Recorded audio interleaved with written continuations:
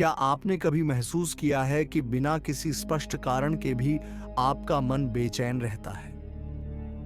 कोई वास्तविक खतरा नहीं है, फिर भी दिमाग में डर और चिंता का तूफान चलता रहता है, जैसे कि कोई अदृश्य शक्ति आपको चैन से जीने नहीं दे रही।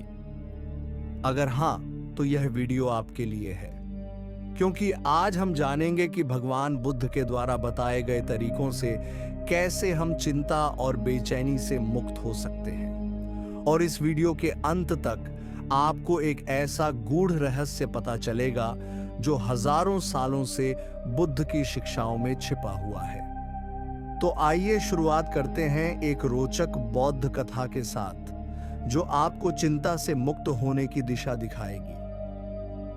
भगवान बुद्ध के समय की बात है। एक दिन एक युवा भिक्षु बहुत उदास था। वह हमेशा किसी न किसी बात को लेकर चिंतित रहता। भविष्य की चिंता, लोगों के विचार, अपने निर्णयों को लेकर डर, उसका मन कभी शांत नहीं रहता था। वह बुद्ध के पास गया और बोला, भगवान, मेरा मन बहुत व्याकुल रहता है, मैं क्या करूं? बुद्ध मुस्कुराए और बोले, क्या तुम नदी के किनारे जा सकते हो? भिक्षु ने हां में सिर हिलाया। बुद्ध ने कहा, जाओ और वहां से एक बड़ा पत्थर लेकर आओ। भिक्षु गया और एक भारी पत्थर उठा लाया।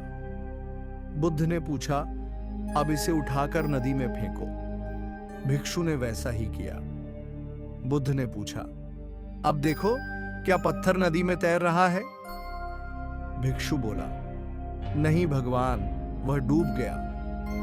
बुद्ध ने मुस्कुराते हुए कहा, ठीक वैसे ही तुम्हारी चिंताएं भी हैं। जब तुम उन्हें जोर से पकड़कर रखते हो तो वे तुम्हें भारी लगती हैं, लेकिन जब तुम उन्हें जाने देते हो तो वे खुद ही गहरी शांति में विलीन हो जाती हैं। भिक्षु ने यह सुना और उसकी आंखें खुल गईं। अब सवाल यह उठता है कि हम इस बौद्ध कथा से क्या सीख सकते हैं। पहला कदम यह है कि हम अपनी चिंता को स्वीकार करें।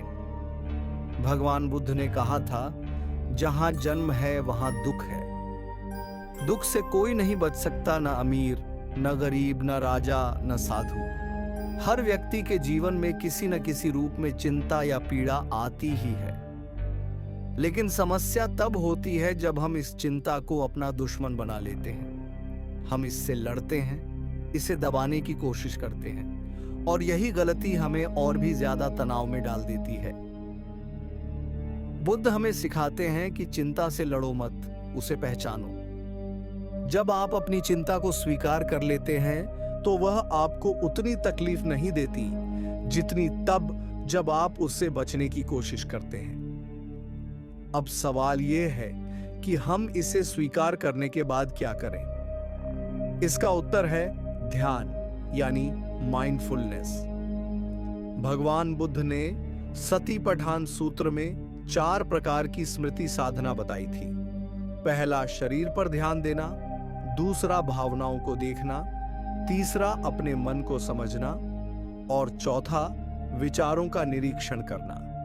यानी अपने विचारों का निरीक्षण करना चिंता से मुक्ति पाने के लिए सबसे जरूरी तकनीक है। कल्पना करें कि आपका मन एक खुले नीले आकाश की तरह है और आपके विचार बादलों की तरह। चिंता का बादल आता है और फिर चला जाता है, लेकिन आकाश वहीं रहता है, शांत और स्थिर। जब आप ध्यान करते हैं और अपने विचारों को बस एक बाहरी वस्तु की तरह देखते हैं, तो आप समझ जाते हैं कि मैं चिंता नहीं हूं, बल्कि मेरा मन बस इस समय चिंता कर रहा है। यह एहसास ही आपको चिंता से अलग कर देता है और आपको शांति की ओर ले जाता है। क्या आपने कभी गौर किया है कि जब हम चिंतित होते हैं तो हमारा मन या तो भूतकाल में अटका होता है या भविष्य की चिंता कर रहा है? भगवान बुद्ध ने कहा था, अतीत पर मत पछताओ, भविष्य की चिंता मत करो। जो इस क्षण में जीता है वही सबसे सुखी है। जब भी आपका मन भविष्य की चिंता करने लगे, खुद से बस एक सवाल पूछें, इस समय, अभी, इस क्षण क्या कोई समस्या है? आप पाएंगे कि 99% बार समस्या भविष्य में है, अभी नहीं। यही बौद्ध तकनीक हमें वर्तमान में जीना सिखाती है और चिंता से मुक्त कर देती है। अंत में सबसे जरूरी बात, खुद के प्रति करुणा रखें। कई बार हम अपने आप से बहुत ज्यादा उम्मीदें रखते हैं और जब चीजें वैसी नहीं होती तो हम खुद को दोष देने लगते हैं। बुद्ध ने कहा था, जैसे एक मोमबत्ती से हजारों दिए जल सकते हैं, वैसे ही एक दयालु हृदय हजारों लोगों को रोशनी दे सकता है और सबसे पहले यह रोशनी आपके अपने जीवन को रोशन करेगी।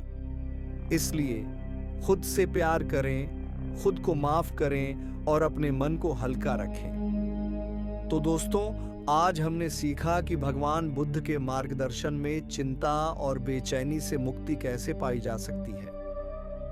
चिंता को स्वीकार करें, इससे लड़ो मत। ध्यान करें, अपने विचारों को चिंता के बादल की तरह देखें। भविष्य की चिंता छोड़ें, वर्तमान में जिएं।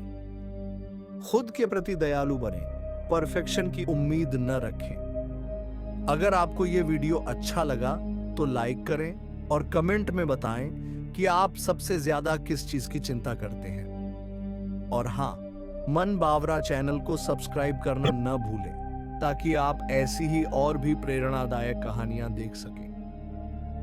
आप सभी को शांति और सुख की शुभकामनाएं।